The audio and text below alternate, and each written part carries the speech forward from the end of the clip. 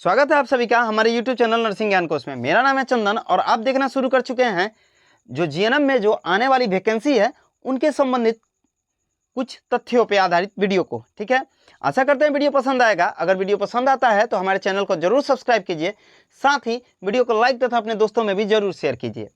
दोस्तों, जैसा कि अभी जो बिहार का स्वास्थ्य विभाग है वो बहुत ज़्यादा एक्टिव मोड में है, चूँकि चुनाव आने वाले हैं तो उसी के मद्देनज़र जो है वो स्वास्थ्य विभाग में बहुत ज़्यादा भर्तियां आने वाली हैं। ठीक है, जिसका बारी बारी से आज हम लोग इस वीडियो के माध्यम से देखेंगे कि किस में कितना वैकेंसी आ सकता है या आगे जो अपकमिंग वैकेंसी है वो कौन कौन सी होने वाली है।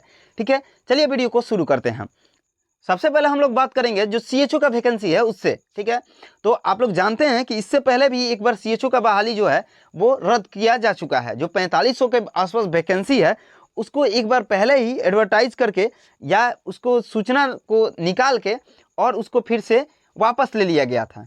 ठीक है, लेकिन फिर से एक बार चूँकि आचार संहिता लगा हुआ है बिहार में, लेकिन फिर भी जो निर्वाचन आयोग है उससे अनुशंसा लेकर और बिहार हेल्थ सोसाइटी कमीशन ने जो है वो एक विज्ञप्ति जारी किया है जिसमें जो है वो सीएचओ के लेवल जो भी पोस्ट हैं उसके रिक्वायरमेंट का बात कहा गया है। देख पा रहे हैं कि जो कुल वैकेंसी है वो 4500 है। ठीक है, जिसमें जो है वो कैटेगरी वाइज अलग अलग बांटा गया है। कुल मिला के अनरिजर्व के लिए जो है वो 779 पोस्ट हैं। साथ में ईडब्ल्यूएस के लिए भी 245 दिया गया है। ठीक है, और एससी एसटी को मिला के कुल 1300 के आसपास सीट बन रहा है। ईबीसी का जो है 1170 और बीसी का जो है वो 640। साथ में कुल वैकेंसी का भी जो है वो डब्ल्यूबीसी जो बीसी की वुमेंस कैटेगरी है उसमें भी लगभग 168 सीट दिया गया है। ठीक है, यानी कुल मिला के जो है वो 4500 सीट यहाँ पे सीएचओ का निर्धारित किया गया है। ठीक है, जिसका जो का पेमेंट कुल 40,000 रुपया पर मंथ होने वाला है। ठीक है, अब इसमें हम लोग बात करेंगे कि कौन कौन व्यक्ति इसके लिए एलिजिबल है। ठीक है, तो एलिजिबल के श्रेणी में नोटिस जो आया है उसमें जो एलिजिबिलिटी क्राइटेरिया है उसमें बीएससी नर्सिंग वाले को भी शामिल किया गया है जिनके पास सीसीएच का डिग्री हो। ठीक है, साथ में पोस्ट बेसिक नर्सिंग वाले को उनके पास भी सीसीएच का डिग्री होना चाहिए जो 6 महीना का होता है। साथ में ऐसा नहीं है कि केवल बीएससी नर्सिंग और पोस्ट बेसिक नर्सिंग को ही शामिल किया गया है, इसमें जीएनएम वालों को भी शामिल किया गया है जो सीसीएच का डिग्री लिए हुए हैं। ठीक है, जो इग्नी वगैरह देती है या अदर स्टेट हेल्थ जो है वो चलाती है सीसीएच का डिग्री, अगर उनसे मान्यता प्राप्त अगर कोई कॉलेज है उससे अगर 6 महीने का जो सीसीएच का डिग्री है यानी certificate course in community health का जो सर्टिफिकेट मिलता है कम्युनिटी हेल्थ में, अगर वो है तो वो इस फॉर्म को भरने के लिए एलिजिबल होंगे। ठीक है, अब हम लोग देखेंगे कि ये जो है वो कब से शुरू होने वाली है। ठीक है, और इसके लिए क्या क्या जो है वो डॉक्यूमेंट लगने वाले हैं। तो इसका जो प्रक्रिया है वो 1/11 से 21/11 तक चलने वाला है। ठीक है, जो ऑनलाइन एप्लीकेशन या फीस सबमिशन का डेट है वो 1/11 यानी 1 नवंबर से शुरू होकर 21 नवंबर तक चलने वाला है। ठीक है, अब इसमें फ़ी कितना लगेगा, तो जो अंडर रेगुलेशन या ईडब्ल्यूएस या बीसी या ईबीसी वाले हैं जो मेल हैं उनके लिए 500। ठीक है, और जो फीमेल हैं उनके लिए 250 लगने वाला है। साथ ही जो एससी एसटी वाले हैं जो बिहार के डोमिसाइल वाले हैं उनके मेल और फीमेल दोनों के लिए बराबर है 250 रुपया। साथ में जो डिजेबल कोटा वाले हैं उनके लिए भी 250 चार्ज रखा गया है। ठीक है, और जो ये ऑनलाइन एप्लीकेशन या फीस सबमिशन का डेट है वो यहाँ पे देख सकते हैं कि 1/11 से शुरू होने वाली है। ठीक है, अब हम लोग बात करेंगे कि इसमें जो एज लिमिट है वो कितना साल होने वाला है। तो अंडर रेगुलेशन या ईबीसी वालों के लिए 42 साल मेल के लिए और फीमेल के लिए 45 साल। ठीक है, और बीसी ईबीसी के लिए 45 साल दोनों के लिए, मेल और फीमेल दोनों के लिए। साथ में एससी एसटी वाले जो भी हैं जो बिहार के डोमिसाइल वाले हैं उनके लिए 47 साल निर्धारित किया गया है। ठीक है, और मिनिमम एज जो होना चाहिए वो 21 ईयर्स होना चाहिए। ठीक है, यानी 21 साल से कम उम्र के कैंडिडेट नहीं अप्लाई कर पाएंगे इसके लिए। 21 साल से जो भी ऊपर वाले हैं मैक्सिमम जो एससी एसटी से 47 साल, बीसी बीसी से 45 और ईडब्ल्यूएस से मेल में 42 और फीमेल में 45 साल वाले हैं वही इस फॉर्म को अप्लाई कर सकते हैं। ठीक है, इसका चार्ज मैंने बता दिया। जो अनरिजर्व या ईडब्ल्यूएस यानी इकोनॉमिकल व्हीकल सेक्शन वाले जो हैं या बैकवर्ड क्लास या एक्सट्रीमली बैकवर्ड क्लास जो वाले हैं उनके मेल के लिए 500 और फीमेल के लिए 250 लगेगा।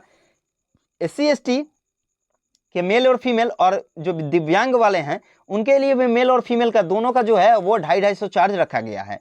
ठीक है, फीस सबमिशन का जो डेट है वो 1/11 से शुरू होने वाला है और 21/11 तक चलेगा। बात करेंगे जो सिलेक्शन क्राइटेरिया है उस पे, ठीक है, यानी जो सिलेक्शन होगा वो किस आधार पे होगा। तो जो सबसे पहला जो सिलेक्शन है वो CBT राउंड पे होगा।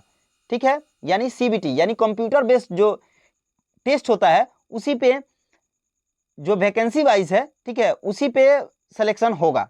और CBT में अगर आप 30% ला रहे हैं, ठीक है, मिनिमम जो है वो 30% तय किया गया है। अगर जितना ज़्यादा आप लाते हैं उतना ज़्यादा आप जो है वो मेरिट में आने का संभावना रहेगा। इसमें जो है वो DV यानी डॉक्यूमेंट वेरिफिकेशन के लिए 1:2 को बुलाया जाएगा। ठीक है, यानी पोस्ट पे 2 व्यक्तियों को बुलाया जाएगा, यानी पोस्ट रहेगा 1 और 2 व्यक्तियों को DV के लिए शॉर्ट लिस्टेड किया जाएगा। ठीक है, और उसके बाद जो है वो DV जब हो जाएगा उसके बाद जो है वो फाइनल लिस्ट जारी किया जाएगा।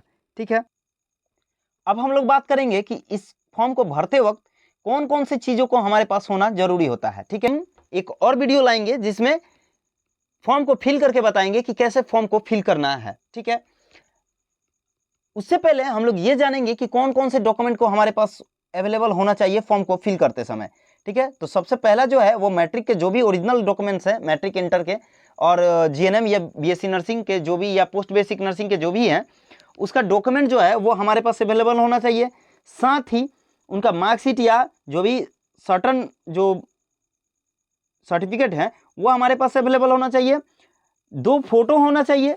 साथ ही आधार कॉपी या पैन या ड्राइविंग लाइसेंस ये सब में से किसी एक का होना जरूरी है जो आइडेंटिटी को प्रूव करे। साथ ही जो पोस्ट के लिए अप्लाई कर रहे हैं यानी CHO के लिए, उसके लिए एक एनेक्सर जारी किया गया है, उसको फिल करके और वहां पे साइन करना जरूरी होगा। ठीक है, जैसा कि आप यहाँ पे देख सकते हैं। उसके बाद जो है वो रेसिडेंस सर्टिफिकेट, कास्ट सर्टिफिकेट, ठीक है, या NCL वगैरह हो तो, या डिजेबल में अगर आ रहे हैं तो डिजेबिलिटी सर्टिफिकेट का होना जरूरी होता है। इसमें जो भी बिहार में रिजर्वेशन कैटेगरी के अंतर्गत आते हैं उनके लिए बिहार का डोमिसाइल और बिहार का जो है वो NCL वगैरह होना अनिवार्य होगा। ठीक है, तो आप लोग जल्दी से डॉक्यूमेंट को बना लें।